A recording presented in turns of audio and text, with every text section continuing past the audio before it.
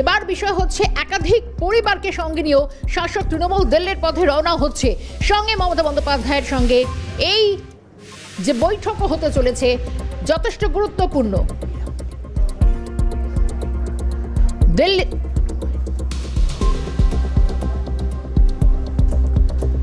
SR হাওয়ায় ক্রমশ সুর চড়ছে। একদিকে কমিশনের সঙ্গে বৈঠক করবেন খোদ মমতা বন্দ্যোপাধ্যায়ের সঙ্গে 15 জনের প্রতিনিধি দল, এদিকে এসআর নিয়ে একের পর এক হেনস্থার যে অভিযোগ উঠছে উত্তর থেকে দক্ষিণ, উত্তরবঙ্গ থেকে দক্ষিণবঙ্গের বিভিন্ন পরিবার এসআর হয়রানির অভিযোগে তারা সরব হয়েছেন এবং তাদের পাশে দাঁড়িয়েছে শাসক তৃণমূল। দিল্লি যাওয়ার জন্য প্রস্তুত রয়েছেন এসআর হেনস্থার শিকার এই সমস্ত পরিবারগুলো।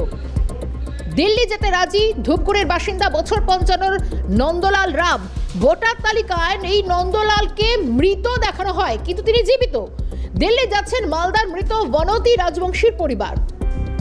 দিল্লি যেতে প্রস্তুত মালদার চাচলে মৃত মোহাম্মদ জলিলের পুত্র। একের পর এক পরিবার যারা এসআর হেনস্থার অভিযোগে সরব হচ্ছেন। কারো পরিবারের মৃত্যু হচ্ছে, কেউ বা অসুস্থ হয়ে পড়েছেন। একের পর এক পরিবার, এই পরিবারগুলো কি জানাচ্ছেন তারা দিল্লি যাবেন, এর আঁচ এবার দিল্লির মাটিতে আঁচড়ে পড়বে। শুনবো পরিবারগুলি কি জানাচ্ছেন। আমাদের মৃত্যু হয়েছে, তার জন্য আমার দাদা যাচ্ছে দিল্লিতে আমার বাবার জন্য লড়াই করতে। সেই প্রতিবাদ করতেই যাচ্ছে আমার দাদা। মায়ের নামে এসছে, আমার দাদার নামে এসছে, আমার বৌদির নামে এসছে। রওনা নিয়েছি, দিল্লি যাচ্ছি বাবার মৃত্যুর কারণে। ডেকেছে মমতা বন্দ্যোপাধ্যায়, দিদি ডেকেছে, যাচ্ছি আমি এখন রওনা নিয়েছি। আমি ওখানে যাই, আমি প্রতিবাদ চাই আমি বাবার মৃত্যুর জন্য। আমার মৃত্যুর জন্য এসআইয়ের জন্য দায়।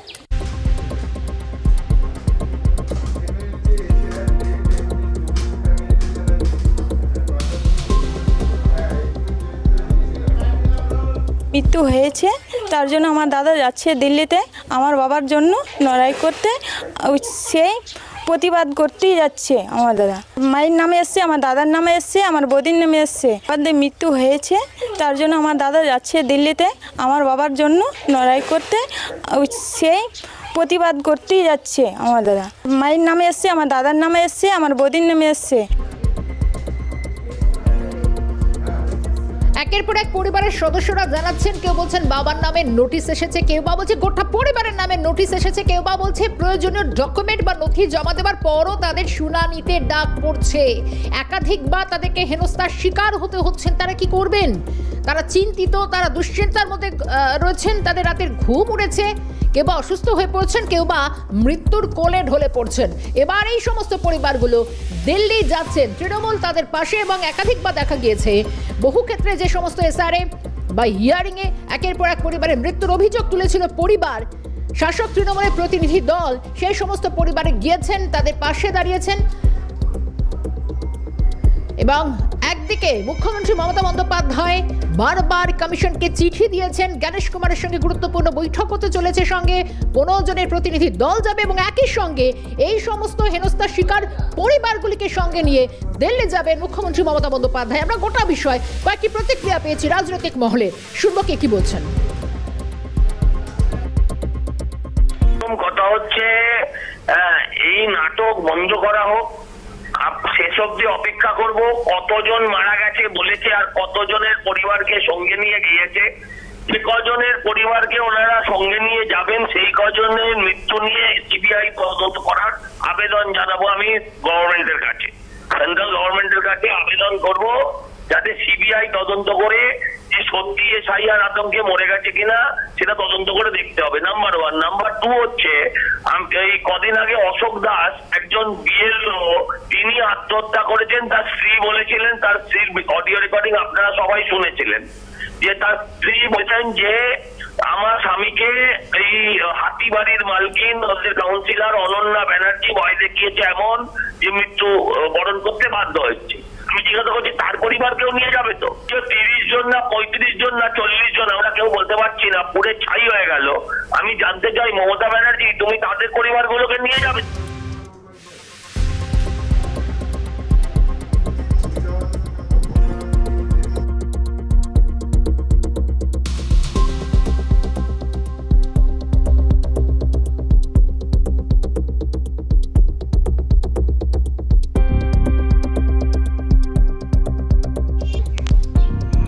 প্রথম থেকে জাতীয় কংগ্রেসের তরফ থেকে বলা হচ্ছে যে সবাই জানতো যে 2026-এর মে মাসের মধ্যে আমাদের পশ্চিমবাংলায় নির্বাচন সম্পন্ন করতে হবে।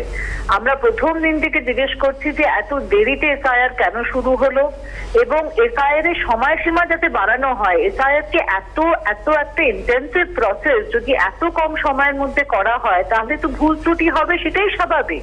আমরা প্রথম দিন থেকে বলে আসছি এসআইআর এর প্রসেসটাকে আরো ট্রান্সপারেন্ট করা হোক, আরো স্বচ্ছ করা হোক এবং সময়সীমা বাড়ানো হোক।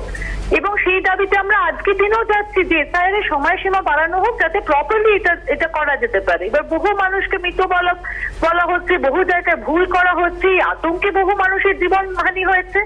আর টিএমসি যেটা করছে সেটা একটা পলিটিক্যাল গিমিক।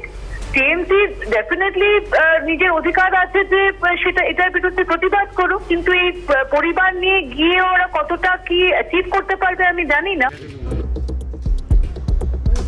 রাজনৈতিক মহলের প্রতিক্রিয়া শোনালাম। শুধু তাই নয়, এই যে এতগুলি পরিবার, মালদা থেকে শুরু করে একের পর এক, যেরকম বনতি রাজবংশীর পরিবার, তারাও বলছেন যাবেন।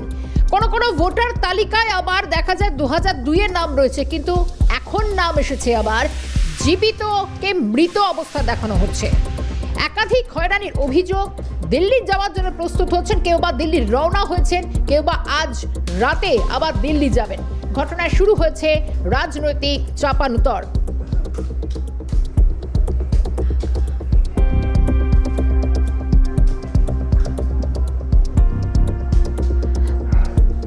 তৃণমূলের ব্লক সভাপতি কি জানাচ্ছেন শুনবো।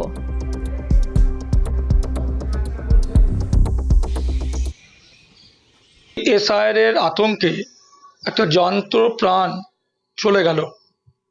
আপনারা যে দেখুন ওই বাড়িতে আজকে বলছে ওষুধ খাবো, লক্ষ্মীর ভাণ্ডারটা খুব প্রয়োজন ছিল। মেয়েটি এই আতঙ্কে মারা গেল যে আমার ভোটার লিস্ট থেকে নাম কাটা গেলে আমি আর লক্ষ্মীর ভাণ্ডারটা পাবো না। এই হচ্ছে আতঙ্কের প্রথম সৃষ্টি ওর মনের মধ্যে জেগেছিল।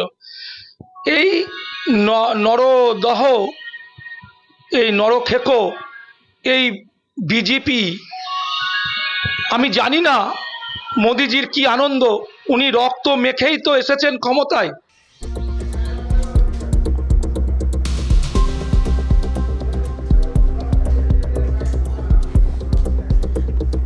এসআইআর এর সংঘাত ক্রমশ বাড়ছে। রাজ্য এবং কমিশনের মধ্যে সংঘাত ক্রমশ চূড়ান্ত আকার নিচ্ছে। একদিকে মুখ্যমন্ত্রী মমতা বন্দ্যোপাধ্যায় দিল্লি যাচ্ছেন, তার সঙ্গে 15 জনের টিম, তারাও কমিশনের সাক্ষাৎ চেয়েছেন, সেই সময় দেওয়া হয়েছে। দিল্লি যাওয়ার জন্য প্রস্তুত রয়েছে একাধিক পরিবার। ইতিমধ্যে অনেকে দিল্লি যাচ্ছেন, দিল্লি রওনাও হচ্ছেন। এবার বিষয় হলো একের পর এক ভোট দোরগোড়ায় এসে গিয়েছে। কমিশনকে একাধিকবার কাঠগড়ায় দাঁড় করানো হচ্ছে। একদিকে 2 তারিখ যাচ্ছেন মমতা বন্দ্যোপাধ্যায় দিল্লিতে, এবং জ্ঞানেশ কুমার বারবার, যে মুখ্য নির্বাচনী কমিশনার জ্ঞানেশ কুমারকেও বারবার কাঠগড়ায় দাঁড় করেছে রাজ্যের শাসক তৃণমূল। তার সময় এবং এই গুরুত্বপূর্ণ বৈঠকের দিকেও নজর থাকবে। সঙ্গে 2 তারিখ দিল্লি যাচ্ছেন মুখ্যমন্ত্রী মমতা বন্দ্যোপাধ্যায়, এবং দিল্লির বুকে এবার আজ এসআইআর আবহে।